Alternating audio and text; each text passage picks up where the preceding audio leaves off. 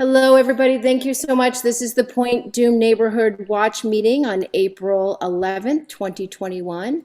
And we have some amazing, esteemed guests here today. We're going to be discussing the Point Dume Community Services District. And we have Paul Major, who is the president of the district, on the phone with the Meyer Lemons behind him. Thank you, Paul. Hello, I'm here. Good to see you. And we also have Paul Novak, who is at the Los Angeles LAFCO. Paul, what does that stand for again? LAFCO. The Local Agency Formation Commission, or LAFCO, for the County of Los Angeles. Local Agency Formation Commission, which is very powerful. And we are so grateful. Paul, you are taking a Sunday to be here to inform the neighborhood about what's happening with the district. It's so important. I thought maybe we could start with, let's just do the intros. Paul, let's start with Paul Novak. Just what is your position at LAFCO too, so we can. If you'd like, I can go over that and maybe give a little quick background on what LAFCOs are, if that would be helpful. Sure, because we're really here because of the letter that you wrote on March 8th. Okay. So again, my name is Paul Novak. I am the executive officer of the Local Agency Formation Commission for the County of Los Angeles, also known as LAFCO.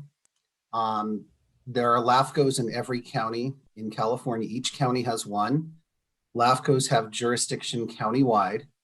And just so we're clear, I like to say that we are the LAFCO for the County of Los Angeles and not the LAFCO of the County of Los Angeles. The laws governing LAFCO changed in 2000 to encourage LAFCOs to separate out from counties. So we are a fully independent agency. We are technically an agency of the state of California. LAFCOs oversee the boundary authority, the boundaries and service territory, basically the jurisdiction of all cities in a county. So for us, that's 88 cities, including, for example, Malibu. We also have responsibility over certain special districts. There are about 91 special districts in LA County over which we have authority. A lot of those are water agencies like irrigation districts or municipal water districts or county waterworks districts, which I think you may all be familiar with. And then other things like recreation and parks districts, sanitation districts, or in this case, community services districts or CSDs. LAFCOs are governed by a body of law called the Cortese-Knox-Hertzberg Local Government Reorganization Act of 2000, but that's a whole mouthful. So we just call it the Act. It's a 200-page or so document that governs our procedures and requirements. We are also governed by something called the Principal Acts. So for each type of special district, there's a body of law usually called a law or an act that governs that particular type of agency. So community services districts are governed by the Community Services District Act. And that's sort of a nutshell about the background of LAFCO, and I can talk more about our relationship with Point Dume when it's the right time. Thank you. And then we will go now to the president of the our Point Dume Community Services District, Paul Major. We are so grateful you're here. And so maybe what we want to do is tell us about your involvement and how it came around in the 80s, the district. Yes, yeah, my name's Paul Major, and I've been in the community since the early 60s. And back in the mid 80s, the school site where the Point Dume school is, the middle of Point Dume, was abandoned by the school district. And the community people here wanted to create a shared use facility that could be used as a community center for various projects that wanted to be done on Point Dume. So basically what we did, we formed a community service district, as you know, and under the Point Dume Community Services District, we operated what we called Malibu Community Center. And the building had been vandalized, it was all damaged. The park itself, what's a park now, was about 2.5 acres of just complete asphalt.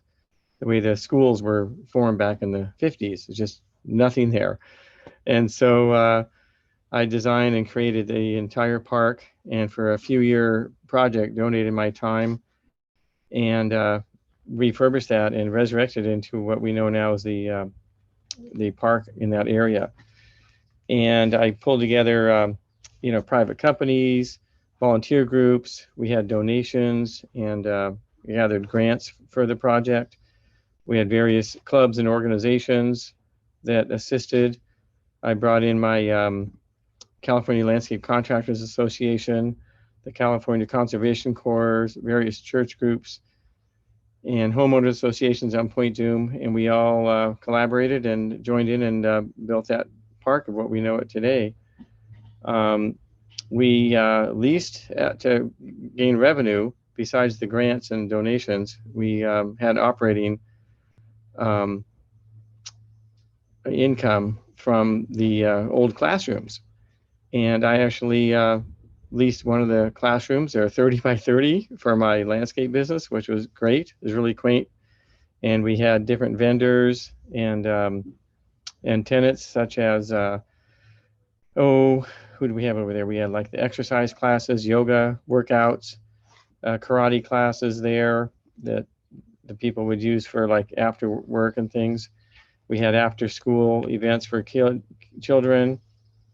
We had community meeting rooms. Children's Creative Workshop was there for many, many years.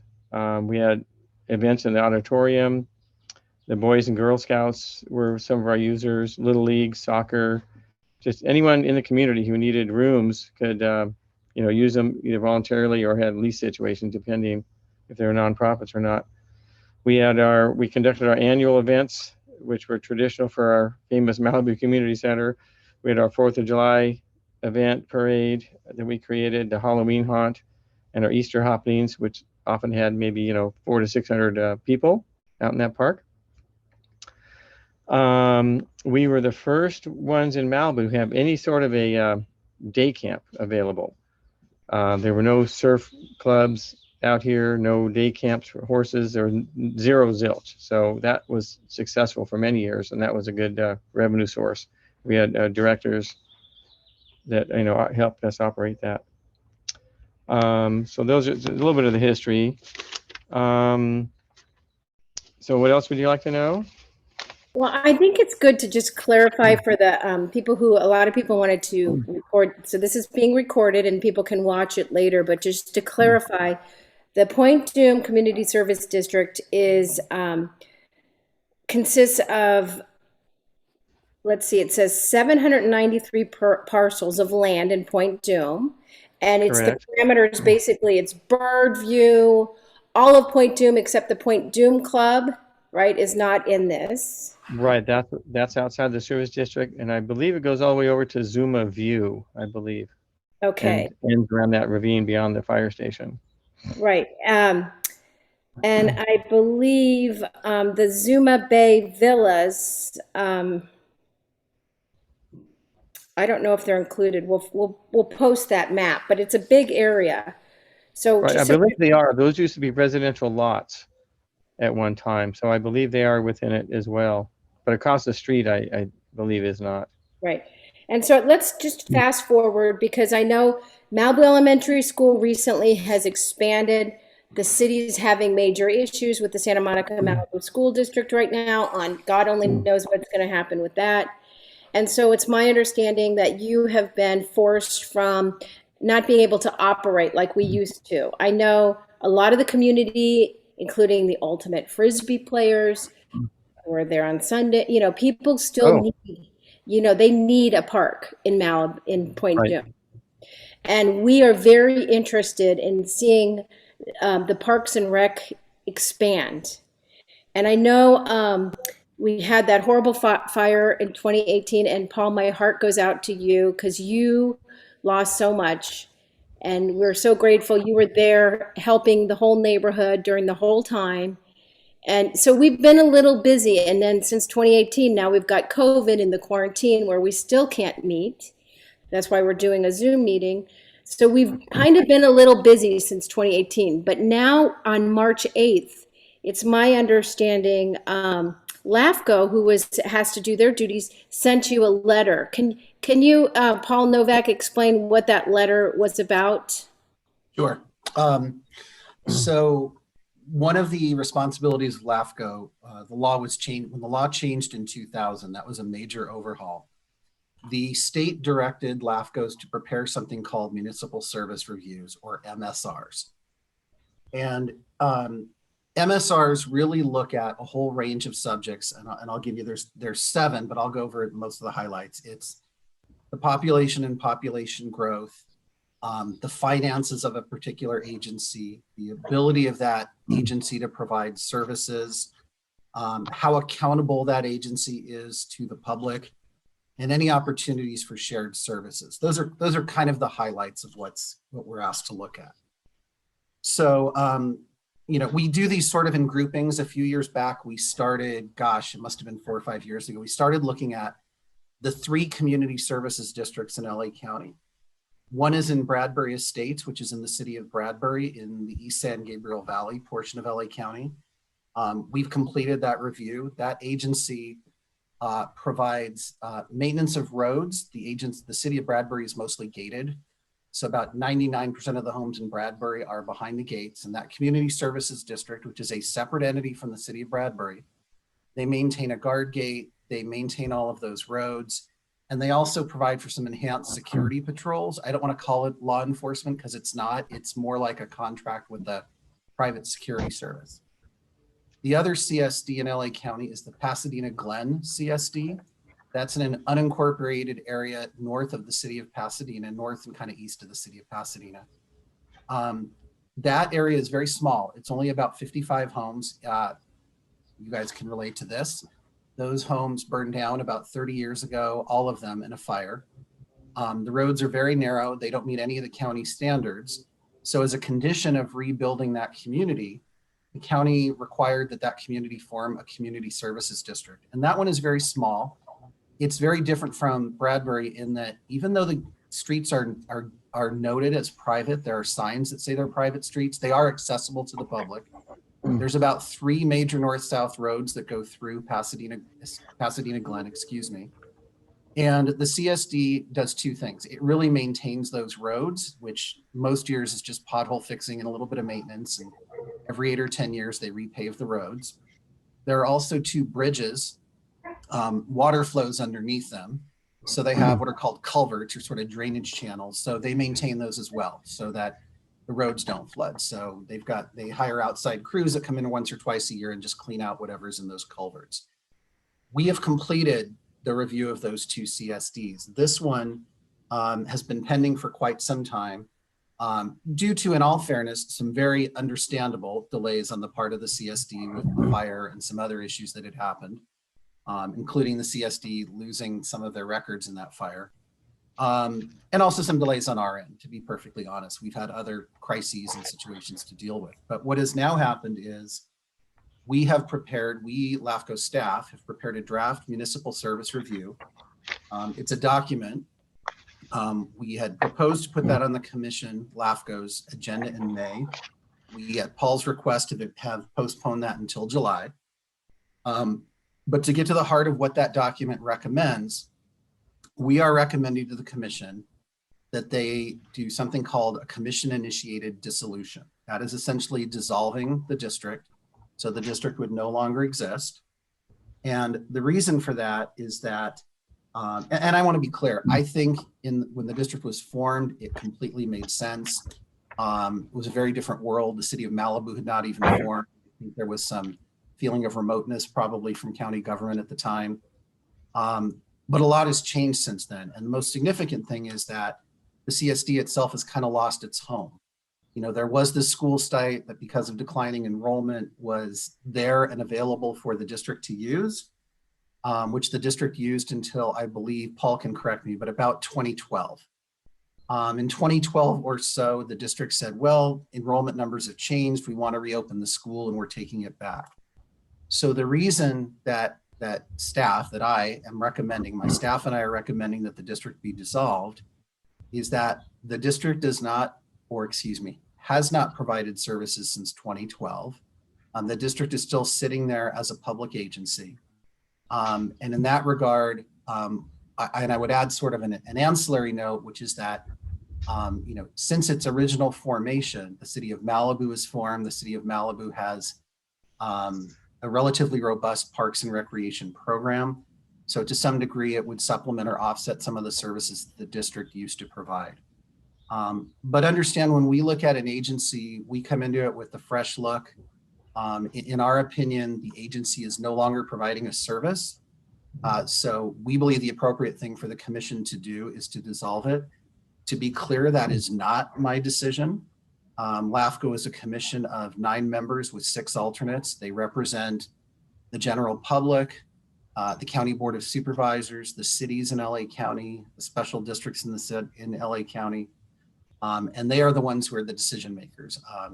So I will present a recommendation to them as a courtesy to the district, as we always do with municipal service reviews.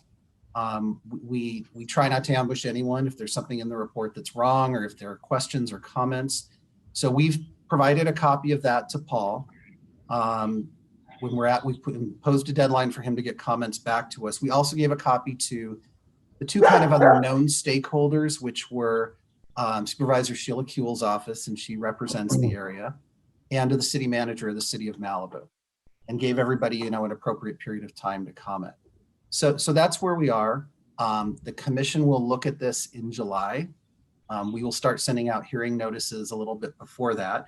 That's a public hearing where the public can speak. Right now that's most likely a virtual meeting. I don't know that we'll be back to in-person meetings by July or not.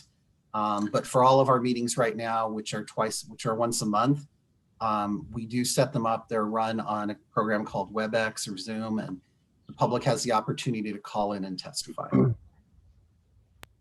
So I have a question. So your recommendation, is that set in stone, or if we show, like, if we were able to, of the, that you said there's 1,900 registered, or 1,200, excuse me, registered voters of the 790, if we were able to show a significant number of voters want this Parks and Rec district to not only exist, but to also explore maybe evolving into something like the Bradbury Estates with enhanced security issues. I know it's not within the purview now, but would that influence your recommendation? I would say right now, I think it's unlikely that my recommendation will change. We have been communicating pretty frequently with the Community Services District, with Paul and others, for the past 2 or 3 years. And the important thing to understand is the district right now, under the law, is authorized to provide recreation and park services. If the district chooses to provide any other service, it cannot just start doing that tomorrow. It needs to develop something called a plan of services, which is, here's the service we propose to provide, and here's how we propose to pay for it. It has to apply to LAFCO. We have to make a determination that that is a sound plan and that that proposed service is economically viable. And then our commission has to approve it. That is, generally speaking, anywhere from a 3 or 4 month process really fast to more likely a 6 to 9 month process. So the law doesn't really allow a CSD to just wake up one day and say, we're going to start providing law enforcement services or security patrols. Any additional service beyond the recreation and park services would require the advance approval of LAFCO. Okay, so so I understand that, having the number of people, but what if the district could show that it is there is a property in Point Dume within the district that is currently vacant and has not been, is slated for a 2-acre parking lot, I think, from the MTA. That's it. And because the city has so many other priorities at this point, I don't foresee Parks and Rec trumping anything else, like homeless, people are dying on PCH. Like, we are having some major issues. I don't see the Parks and Rec needs of our community being addressed right now because of what's going on and with COVID. So if we could show that the city of Malibu would be willing to lease a part of the lot to do this garden, or a Point Dume power garden, or a Point Dume garden of hope where we could come together as a community to build and plant like they did at Barbara Cameron's Park, like what Paul Major did in the past, is to bring the community together. And if God forbid there's another fire, at least we'll have food, or an earthquake. Sure. And here's what I would say, and is we started our work on municipal service reviews of community services district 5 years ago, at which point we started communicating with the district. We have engaged very consistently with district representatives about various opportunities and options for services.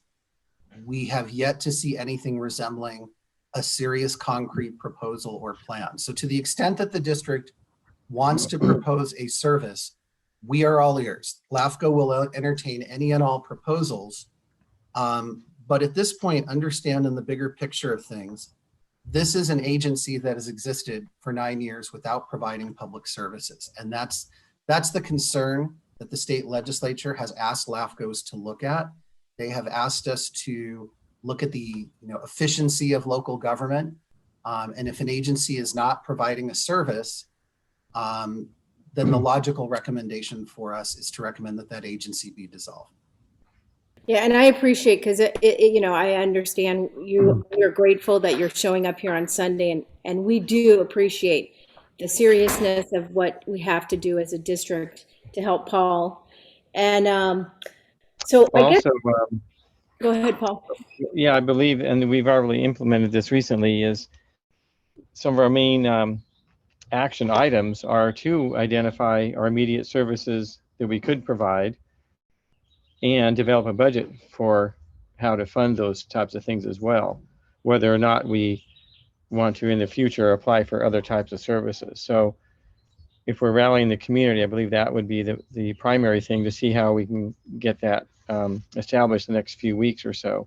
And then we can submit that to LAFCO or to the county to prove that we still are viable and needed. Like Paul had mentioned, yeah, all the good intentions are great, but we have to develop a little bit of a plan that we can submit to them and pass it by. And then perhaps in July, that'll be successful. I had a couple of questions. If, depending on the amount of proof or budgets or services that we could provide, providing we can get a pilot project together, say with the city on that property we're identifying, is it possible that at that July date, they could either say, oh, hey, it's possible to extend that, or they'd say possibly, oh, hey, let's see how it goes in the next 6 months or a year. What have you seen as far as, I mean, regardless of your recommendation, and depending on how much proof we can show, do things like that happen, or do we apply for an additional extension of time or something? What would be the process for that? Well, there really isn't an extension of time. The municipal service review process is not something that is driven by applicant, it's driven by LAFCO. Our commission could do any number of things at that hearing in July. They could say, gee, Paul, we think you're right. We think this is a good recommendation. And next month at our August meeting, come back with a resolution to initiate the dissolution of the district. And that starts a several-month process to actually dissolve a district. They could say, no, we completely disagree, and let's just leave things as they are. They could do something in between there. But it's not clear to me what the commission will do. That's a couple months out, and let's see what happens between now and then. I do want to make it clear to anyone who's watching today, or anyone who may see this as it's recorded or as Pamela distributes it. That is a public hearing. The public is welcome to call into that meeting and voice an opinion.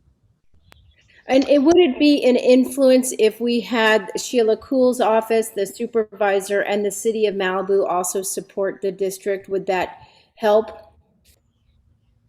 I don't know how to answer that question. I would tell you that both entities have provided a copy of this draft.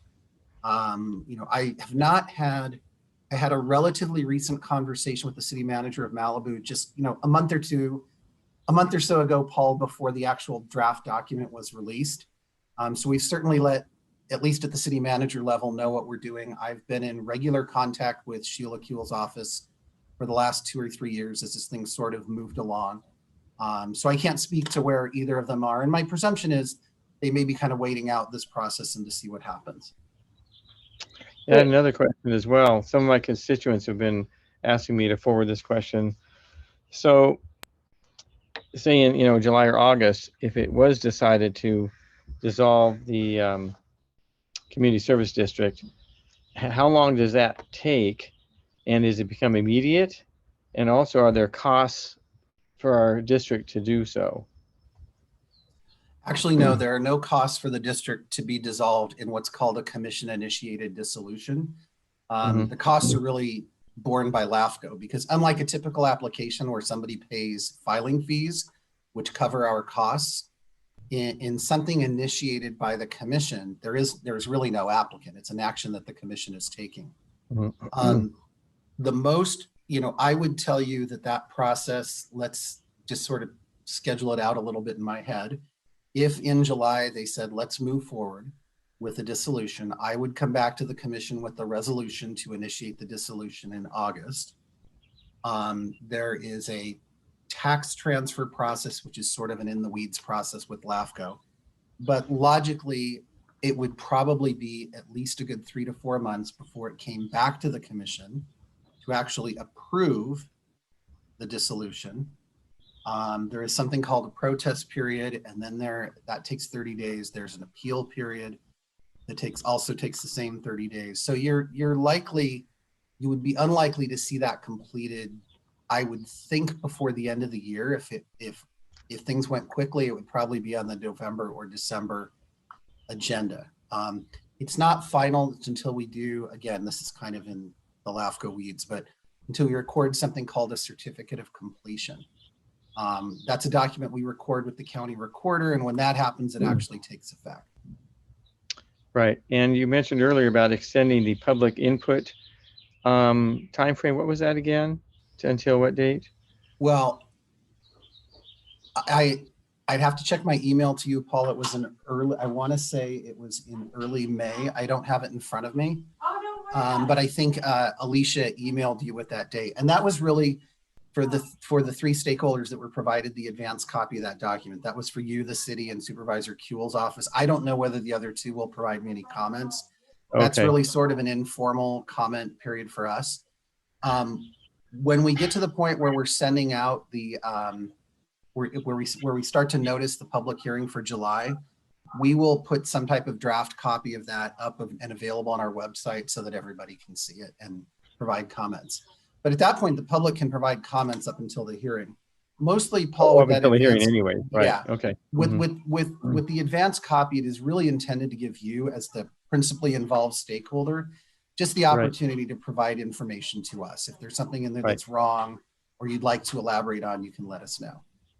Right. Okay. Because at this point, we are, getting a new residents committee together to research our options as well for the Point Dume Community Services District. So just so we have a little bit of a time frame. I think we lost you, Paul. I'm going to ask you, I don't know if your connection. Oh, sorry about that. That was inadvertent. I apologize. Mm-hmm. So I'm curious, how many comments did your office receive? I know at least 2 people that sent in comments. Oh, are you talking about us in terms of emails or other things? Yeah. Do you have any idea? One from you, and there may be one other. We have not received a lot. But again, remember, this hasn't really been even noticed for a public hearing yet. Okay. When that's actually, that is the appropriate time for the public to comment. In the interim, if anyone wants to notify us, we'll always take emails and set them aside in a file. What's really happening right now is we reached out to those 3 key stakeholders and said, here's a draft, give us your comments. Right. Okay. That is not normally a public process. That is separate from the public process. Right. Okay. So we got our reply in before the 8th, so that was the most important thing. Okay. Gotcha. And I'm just curious on LAFCO. I'm looking at local agency. It looks like you said of the 9 people, it's Jerry Glayback who's the chair, right? Yeah. If you'd like, I can sort of run through who is on. Yeah. So I would like to know. There are two county supervisors. Right now, the two supervisors are Supervisors Catherine Barger of the 5th District and Holly Mitchell of the 2nd District. The alternate is Supervisor Janice Hahn of the 4th. The two members of city councils who are elected by something called the City Selection Committee are John Mirish of Beverly Hills and Margaret Finley of the City of Duarte. There are two special district members. One of them is Jerry Gladback, who is also our chair. He's with the Santa Clarita Valley Water Agency in the Santa Clarita Valley, obviously. The other is Don Deere, who is on the West Basin Municipal Water District. So that gets you to 6 members. We also have a member of the general public. That's Gerard McCallum. We have a representative of the San Fernando Valley. That's Richard Close, who is with the Sherman Oaks Homeowners Association. And LAFCO has what's called a special seat that most LAFCOs don't have. There is a special seat on LAFCO for the city of Los Angeles. That seat is currently vacant. So right now there are only really 8 sitting members. And then for each of those positions, there are alternates. Okay, so Margaret Finley, is she, who She's is with the that? city of Duarte. Working? And all of that is on our website. It's very clear under the About section, and there'll be a list of all the commissioners and when they are appointed and who they are. So of the 8 that are on it, we need to get 5 to support us, right? 'Cause if we got 4, what happens if it's 4-4? I don't know that that's ever happened. That's a question I think I'd have to ask my attorneys. The last time that happened was when they appointed a new alternate public member and they flipped a coin because nobody would switch their vote. So the alternate public member currently on LAFCO was elected by a coin toss. But it generally has not happened. I think a lot, I mean, not to say that there aren't split votes, but a lot of what they do tends to be by consensus. And most of the time they're pretty much, eventually going in the same direction. And so under the Brown Act, I'm assuming we can also, do you forward the documents to them directly, or are we able to, what do you? Well, here's what I would tell you. When there's something on the agenda, to the extent we receive public correspondence, if it's 3 or 4 things, we will provide them in the agenda package for the commission, assuming we receive it in time to put it in that agenda package, which usually is posted about a week before our hearings. To the extent stuff comes in late, I usually email it to them so that they see it. If there's something with a lot of correspondence, we may summarize it and say, we received 65 letters and emails, and they were generally, this much in support, this much opposed, and these were the issues that people raised. Okay. Well, that's good to know who the decision makers are, and we appreciate you and all you're doing as well. I mean, it's a lot of work, and you have a lot of cities and a lot of issues. I do have a question. Is this district entitled to get money from the taxes that we pay for our property taxes or the transfer tax? No, there is something called the ad valorem, or the 1% of property taxes, which is something to some degree within LAFCO's purview. When districts are established, some receive a share of that and some do not. When the Point Dume CSD was established, it did not, and since that time has not received a share of the 1% of property taxes.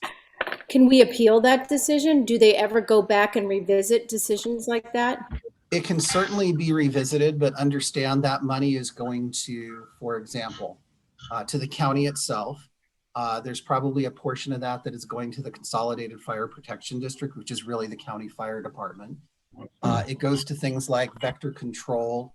A small portion probably goes to West Basin and to Waterworks District 29. But for your district to receive a share of that, somehow all of them or some of them have to receive less. So obviously all of those agencies would be extremely reluctant to, quote unquote, losing any of the revenue that they currently receive.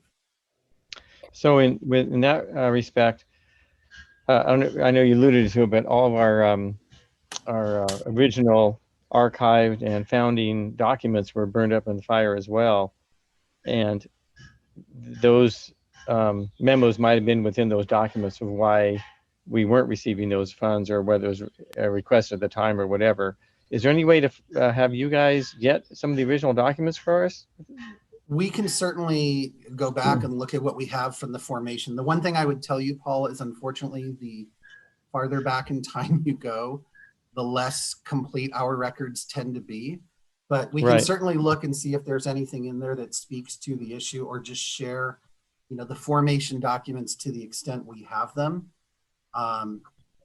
Some of that stuff tends to be in electronic form, so it's real easy. Sometimes we still are kind of old school and have some boxes of hard copies of documents stored off-site, but we'll Yeah, pull that. we checked that and look for different agencies that have it, and we haven't been able to find very much. Yeah. Well, we'll pull both whatever we have electronically, and if we have anything in hard copy, we'll look through it, and we will, of course, we're happy to share all of that with you as soon as we get it. Just give us a little bit of time to pull it all together. I have a question. We don't, neither the district or the city of Malibu receives any of this 1% ad valorem. I'm just right. Well, the district is not. My suspicion is Malibu may have gotten a portion of that when the city was incorporated. Okay. So it's really complicated because the entire county is divided into what's called TRAs, or tax rate areas. And within every single tax rate area, that 1% is allocated. So when we pull up a tax rate area, we can look at it and see who's receiving a share of that 1% of the taxes. Right. In addition to 1%, though, isn't there another, you said property taxes, isn't that another area when property transfers title? Isn't that another area where some of the money goes through LAFCO to districts? Not that I'm aware of, no. Okay. So it's just this 1%. That's the primary only source. It may be. What I would tell you is that a lot of the special districts are also fee-based. For example, water districts charge rates to their ratepayers. Sanitation districts, which deal with collecting and disposal and treatment of generally sewage water, but for lack of a better term. And then you also have some districts who have passed what are called assessments, which is voter indebtedness. That includes, for example, all of the vector control districts. They generally receive, they have, it's almost like a supplemental tax on your tax bill. And even one of the cemetery districts in Wilmington has one of those as well. But to get an assessment requires proposing it. It generally is a 1 to 2 year process. There is a whole process to go through. It is subject to voter approval, and then it gets put on the taxes. I'm just curious. So of this ad valorem tax, because do you have any other examples of other districts that have had a successful way of appealing what LAFCO did? Do you know any in your history, or is it pretty once it's done, it's done? Generally speaking, once it's done, it's done. I can't speak to what's happened in other counties, but understand you're in an era of government where everybody is looking to protect what they have. And given right now the climate, above and beyond the COVID impacts on all of us, all local government is obviously very concerned about the tax impacts on them. The impact on the county alone was over $2 billion. I know cities that are very concerned because their sales tax and property taxes are going down. So the likelihood of those other agencies being willing to reopen that allocation and say, gee, we're willing to take less so that this CSD can get a share of it, it's hard for me to be optimistic about that, is probably the best way to put it. Yeah. Well, I'm so grateful because you're uncovering behind the curtain what happened. It's interesting because when the city of Malibu, we pay a lot in property taxes for the library district. And we were able to have our library taxes stay in Malibu. We negotiated a separate agreement with LA County. But that's another story. But it's just, there may be a way, like with what's happening right now, like you said, the city could be hurting. A lot of people are hurting right now. And if the Parks and Rec, this garden of, or Point Dume Power of Hope, or whatever we want to call the garden, could be a way that we could come together and serve the community that the city of Malibu just can't do right now. I don't know. We're going to have to see if there's support from the community, right? And who writes in. So Paul Major, do you have any other questions before? Because I mean, it's already, gosh, it's almost been an. Yeah, just a couple of things. Yes, and that site that hopefully we'll be able to use has quite a large area for recreational type things as well. So I think we can incorporate that with our, our reestablishment of things. And it just has to do with, aspects of the community involvement, schedules, and events for that. So I think we can do the recreational services as well, not just the garden. We're going to be getting our website reestablished here very soon as well. We did have it up actually last year for a little bit. And as far as, our future plans, I think we just need to get our resident committees together and do what Paul suggests. See if we can identify what we're going to be doing, how we're going to be funding it.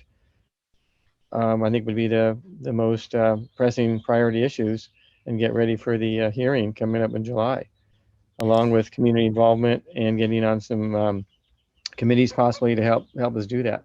So if anyone who wants to get involved or wants to help save our community center, that's probably the top priorities to do as far as action items. And and one of the things I would add is that there are a lot of things that get done in communities with or without a community service district or a special district like this. One of the unfortunate realities of being a public agency is there are costs with that. There are periodic audits that have to be done. I think, Paul, your agency is on a different schedule, but most public agencies have to do an audit on every year. I think you're either on a 2-year or a 5-year cycle. Agencies have to conduct elections to get people on their board. Those board members are required to file annual disclosure documents with the FPPC.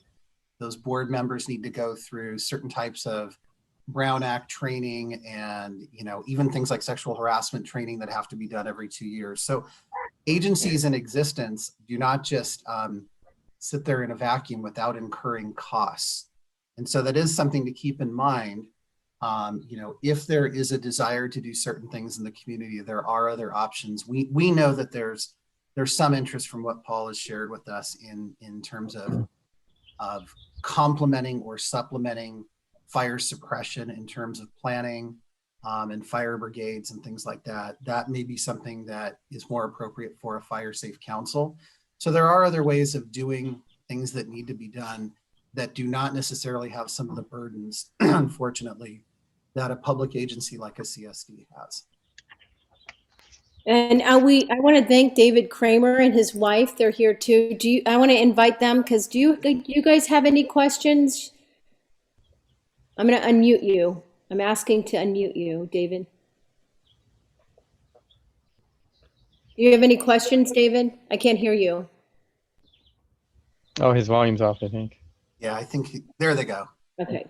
Well, first of all, I never was aware of this Point Dume Community Service District. A long time ago, there was a Point Dume Association, which I was a member of, but I'm just not familiar with this, but I appreciate what Paul and Paul have done, and we've learned a lot. I'm all for recreation in our area of Point Dume. I just don't know where it's going to go. I think that we should, Pam, perhaps do some proposals and let the city council know about what we're thinking about this. And I think there has to be a better way, to make our community aware of this situation and get talking points out to the people, tell them what to do, so all this can move forward and then we don't get canceled out. And we have a lot more questions, but if we've reached our hour, then we'll put them in an email and send them. And who's the best to send them to? Yeah, Paul, who can we send questions to? You can always send questions to me, or go ahead, Paul, if you wanted to speak. Yes, either myself and Pamela for sure. And then when we get our website up, we'll have you send them right to the website.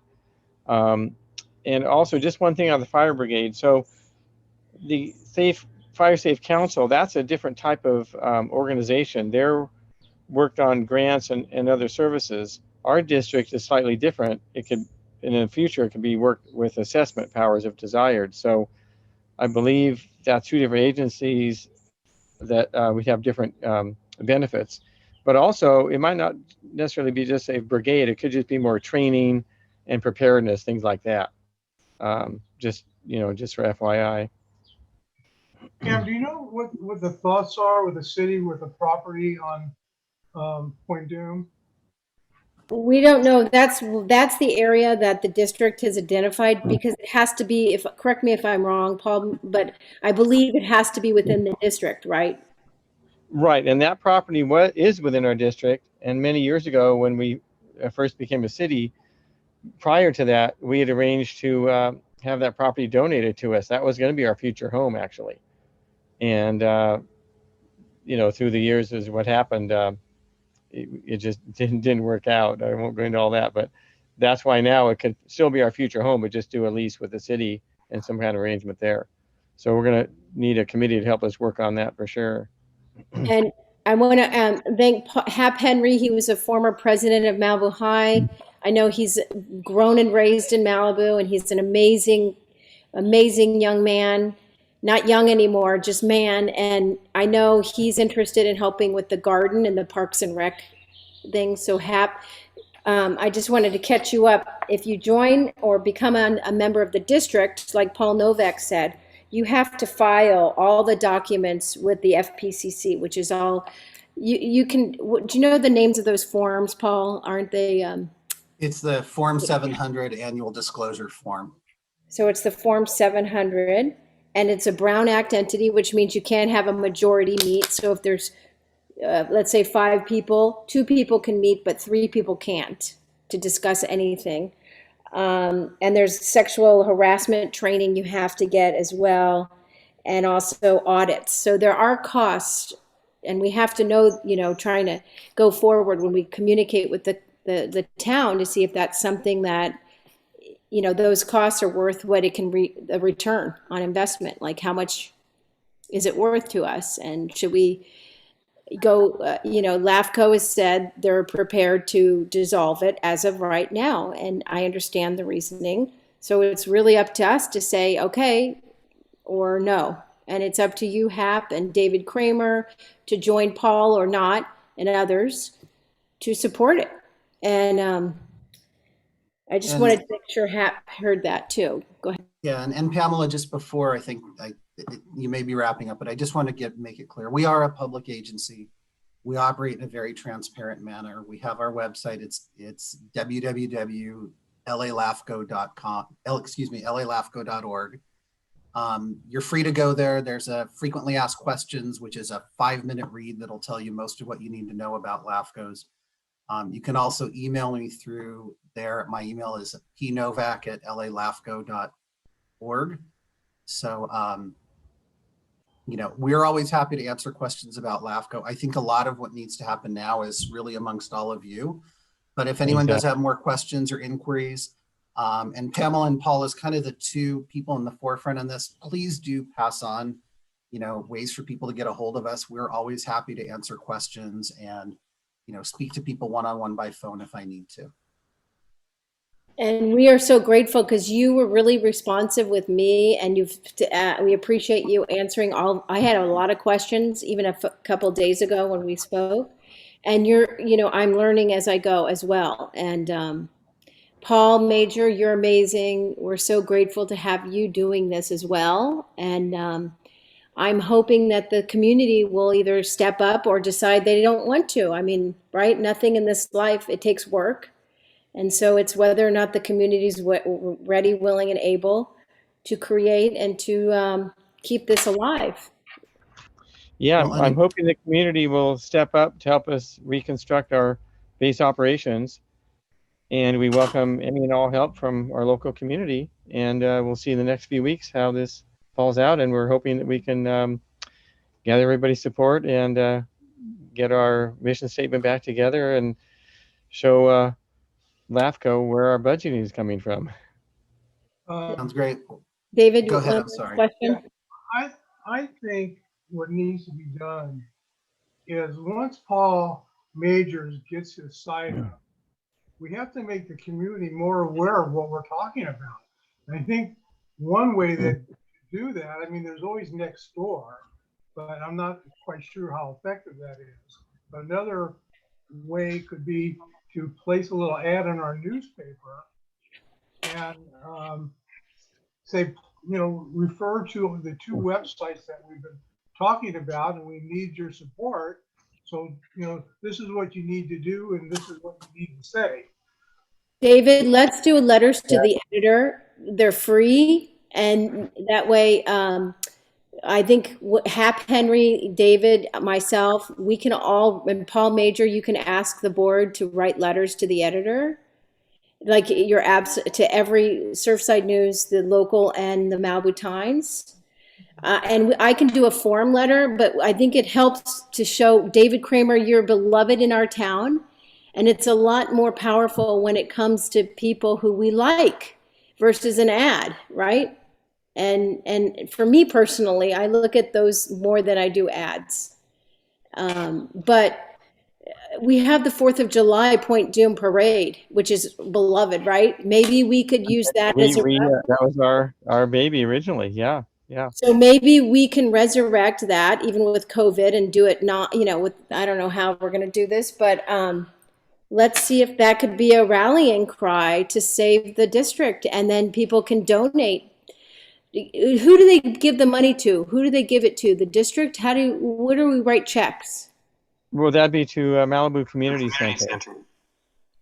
Or is that the name of or is it the Malibu District? It's Community Service District? What it is, the Point Dume Community Services District is our holding county agency, but it operates the Malibu Community Center.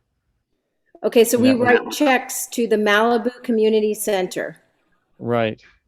And I'm going to challenge everyone to, you know, give $100 right now, right? If, you know, we can save it, and at least you can have some funding to start taking out these ads, getting a better website, paying people to, you know, all these things you need.